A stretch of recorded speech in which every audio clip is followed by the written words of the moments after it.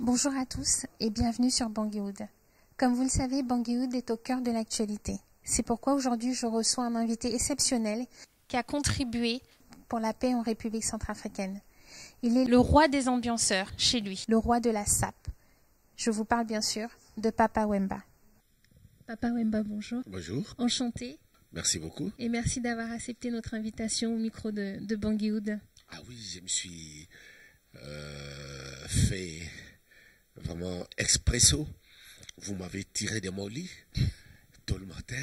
J'en suis confuse. En plein printemps comme ça. J'étais encore sous la couette. C'est pour la bonne cause. C'est pour la bonne cause, quoi. Je me sens centrafricain aujourd'hui, quoi. Je suis centrafricain en part entière. Et ça nous concerne tous. Merci. Alors, je disais aux téléspectateurs que vous êtes là pour un duo qui a été fait. Oui, pour un duo. Avec Majestic, d'ailleurs, qui s'excuse de ne pas être présent actuellement parmi nous. Donc, voilà, grosse pensée, il vous salue, bien sûr. Donc, il a fait ce duo avec vous à Kinshasa, il n'y a pas très longtemps. Oui. Alors, s'il faut décrire la situation... moi, je connais pas. Je vois débarquer chez moi mon clavier avec deux de ses amis. Il y en a un qui se présente qu'il est burundais. Alors, je le salue en Kinyarwanda, à Makuru. Ah, il était étonné. Et l'autre qui me dit qu'il est centrafricain. Je le salue aussi en Sango en lui disant Mibaramo. Ils étaient tous étonnés. J'ai dit, bon, voilà, c'est l'Afrique, au fait, qui se retrouve là. Et à moi, ils m'ont dit Mbote. Et puis par après, ils se sont dévoilés à moi que c'était pour la première fois qu'ils venaient à Kinshasa et qu'ils souhaitaient me rencontrer, quoi. Et Majesty a commencé à me parler de Bangui, il a commencé à me parler de son projet pour réaliser la chanson Opération Sangari, quoi. Et j'étais emballé dans ça. Nous sommes allés au studio et puis nous avons fait. Trop de misère et des promesses vaines. Toujours des mots et le même regret. Tout de suite, vous avez accepté sans réfléchir. Sans réfléchir, quoi. Sans réfléchir, parce que je me sens centrafricain aujourd'hui, c'est comme je l'ai dit, quoi. Et hier, nous, on vivait normalement avec son voisin. On vivait normalement, qu'il soit bandit, qu'il soit musulman, qu'il soit tchadien ou qu'il soit sénégalais. On est tous africains. On est tous africains, quoi. On est tous africains. Mais aujourd'hui, ça me surprend.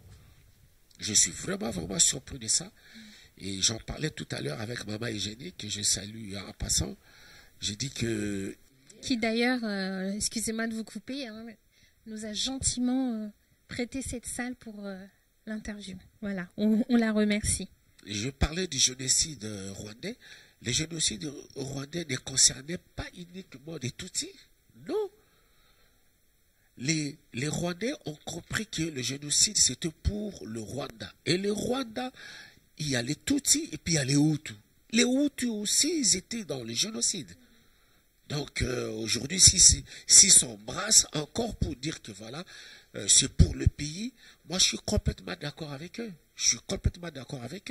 Et je crois qu'aujourd'hui, les Centrafricains doivent aussi le savoir que ce n'est pas à cause de la politico-politique que nous devons être divisés comme ça, quoi.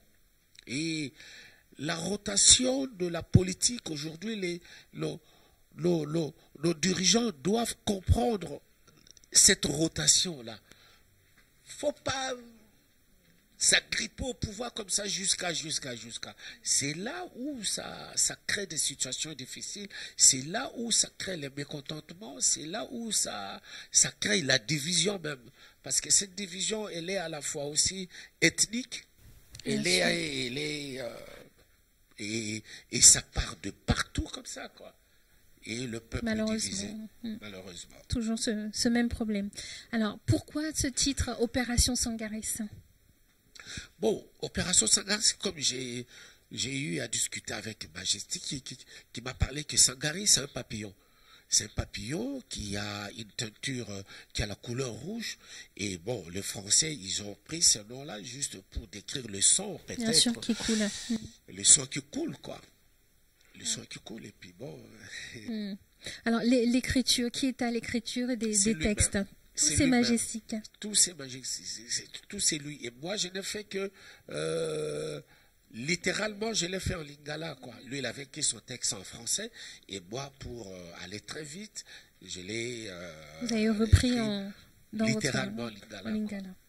Alors, qui est cette charmante dame qui reprend le refrain sur le titre? Vundo, vundo, vundo, tine, mene atuku mingi ndali tine, maua be Afrika, mawaye, mawaye, mawaye be Afrika. Pour dire vrai, je la connais pas. C'est vrai. Pour dire vrai, je la connais pas. Bon. Donc Majestic, on vous attend pour nous donner bien sûr la réponse à cette question. En tout cas, sachez que la voix est super. Aujourd'hui, je voudrais savoir quel est le rapport que vous avez avec la République centrafricaine. Les rapports, bon, hier, pour dire vrai, j'étais pro-Bozizé, parce que, bon, à la fois aussi, je dirais pas que c'était mon ami. Non, non, un chef d'État ne peut pas être mon ami. Mais j'avais des bons rapports. J'avais des très bons rapports. Il ne peut pas être l'ami de l'artiste ou l'ami tout simplement de la personne que vous êtes. Je crois que l'ami de l'artiste et de la personne, ça dépend de comment lui-même il voit ça, quoi. Peut-être que je vais mal me faire comprendre quand je parlais ici de la rotation. On aurait dû laisser Bozizé finir son mandat. On aurait dû le laisser terminer son mandat tranquillement et qu'il s'en allait, quoi. Lui faire comprendre que voilà, vous avez terminé votre mandat, allez-y. Mais des coups d'État à répétition, des coups d'État répétitifs en Centrafrique, c'est ça qui fatigue, quoi. C'est ça qui fatigue. Et c'est au détriment de la population, toujours, évidemment. Est-ce que vous pensez que vous aurez d'autres duos avec d'autres artistes centrafricains? Moi, je suis très ouvert. Je suis très, très, très ouvert. Je suis un chanteur qui est très ouvert. Celui-là qui vient de proposer de faire un duo, je crois que je regarderai bien mon calendrier. Si je suis dispo, je vais aller sans problème. Moi, je ne mets jamais des barrières comme ça, quoi. Je suis un chanteur très ouvert. Diogo Nakangala. Opération. C'est du fond des âges l'espoir surrené de vivre ensemble et en paix. N'attends-tu pas au loin dans la savane battre les tambours de la paix? Ezatene Timara, Ezatene Tibira, Ezatene Tikambie, Centrafricain Aesiririe. En tout cas, merci beaucoup pour ce single et cet accompagnement que vous faites avec Majestic. Aujourd'hui, on sait que vous avez pour parler de votre actualité, un prochain album qui va sortir début juin, c'est ça? Oui, oui, en fait, ça fait 2 ans que je saute de studio en studio et que je vais sortir mon nouvel album en juin prochain, qui va s'appeler Maître d'école Rumba na Rumba. C'est ça. Vous reprenez un peu les bases de la rumba, améliorées, nouvelle version, c'est ça? Bon, en fait, je ne m'écarte pas trop de la réalité de ce que font les artistes musiciens congolais aujourd'hui. La jeunesse telle que... Je ne m'écarte pas de là vraiment, vraiment. Mais je garde quand même la vraie ossature de la rumba, quoi. Parce que je suis comme qui dirait la passerelle. La passerelle qui relie... Les deux ponts, l'ancienne et nouvelle. L'ancienne et la nouvelle. Alors, est-ce qu'on pense savoir un petit peu plus sur d'autres morceaux, justement, de cet album qui va sortir? Je fais du duo avec des voix, peut-être que vous connaissez, peut-être que vous ne connaissez pas. Jimé Piana, un chanteur congolais qui marche très bien. Nyoka Longo, qui était un ami de longue date, parce que nous avons commencé ensemble dans le groupe Zaïko Langalanga. Et aujourd'hui, ce groupe mythique de la RD Congo. Et puis j'ai fait appel aussi à la nouvelle génération, une jeune chanteuse, Barbara Kanam, et qui est venue vraiment tracer sa voix.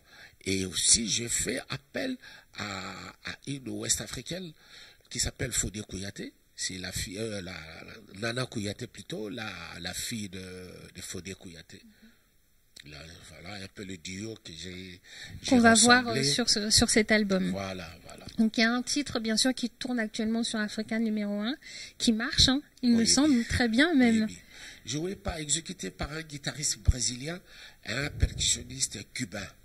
Et la base, bon, c'est un peu congolais aussi, quoi, parce que c'est ma voix qui est vraiment posée dessus. Voilà. Quand on entend. Alors, dites-moi, Papa Wemba, comment vous faites pour rester toujours au top malgré toutes ces années? C'est quoi la recette? Il y a pas de recette à ça, quoi. En fait,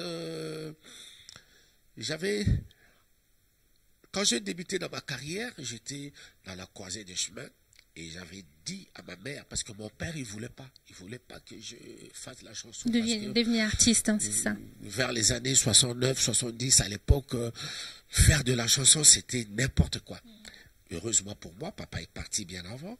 Il m'a laissé avec maman. C'est-à-dire partir, c'est qu'elle était décédée. Quoi. Je suis resté avec maman et maman m'a encouragé.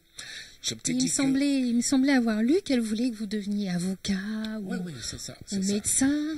C'est normal parce que j'étais son premier fils. Oui. Parce que j'étais son premier fils quand il voulait que je devienne quelqu'un dans la société. Quoi. Bon, j'ai dit pas non à cette façon de voir les choses, quoi, à cette époque-là. Et quand j'ai embrassé la carrière musicale, je me suis dit que je ne vais pas faire la mi-chemin avec. Je vais aller jusqu'au bout. Dieu m'est témoin. En tout cas, je remercie les bons dieux de m'avoir donné une voix et un don où j'ai eu à traverser tous les océans avec ça, quoi. Et je le remercie du fond du cœur. Est-ce qu'aujourd'hui, avec justement l'expérience que vous avez, vous sentez que entre les artistes, c'est beaucoup mieux, il y a plus de soutien ou c'est plus divisé? En fait, avant tout, on est des êtres humains et tous nous avons un amour qu'on appelle la musique. Quoi. Nous ne sommes pas des frères ennemis, comme je suivais encore hier dans des chaînes de télévision françaises ici, entre deux rappeurs. Justement, c'est ce que j'allais vous dire, bien sûr. Il y a eu ce qu'il y a eu, mais je crois que on parlait effectivement de Booba et Rof. Ou alors pour remonter un peu la sauce, quoi. Pour moi, c'est bon, à la fois aussi, ça peut marketing aussi, mais ça ne peut pas se passer comme ça. Moi, je suis contre tout ça, quoi. Ça ne peut pas se passer comme ça, quoi. Les artistes, nous devons être unis. Nous devons être unis pour soutenir soit une cause ou soutenir, je sais pas moi quoi, mais nous ne pouvons pas être divisés, je ne pense pas, quoi. C'est une passion, on dit que la musique est censée adoucir les mœurs. Absolument, c'est comme tu dis. Mais souvent, c'est le contraire. Oui. Bon, c'est la vie de tous les jours qui nous mène peut-être à être divisés comme ça, parce qu'il y en a d'autres qui se veulent être les premiers, et il y en a d'autres aussi qui se veulent, c'est des histoires. On peut voir qu'effectivement, il n'y a pas que en politique qu'on tente de rester au pouvoir. L'ennemi de l'homme, c'est l'homme. Merci beaucoup, Papa Wemba. En tout cas, merci d'avoir accepté de venir aujourd'hui au micro de Bangui-Wood. On vous souhaite une longue carrière encore. Merci. Et continuez à nous faire danser, nous faire rêver. C'est tout ce que l'on souhaite. Merci beaucoup. Du fond du cœur. Cette interview est maintenant terminée. Sachez que vous pouvez dès à présent retrouver l'intégralité de l'interview sur le www.banguiwood.com et n'hésitez pas à nous laisser vos remarques et vos avis sur les réseaux sociaux. On vous dit à très vite.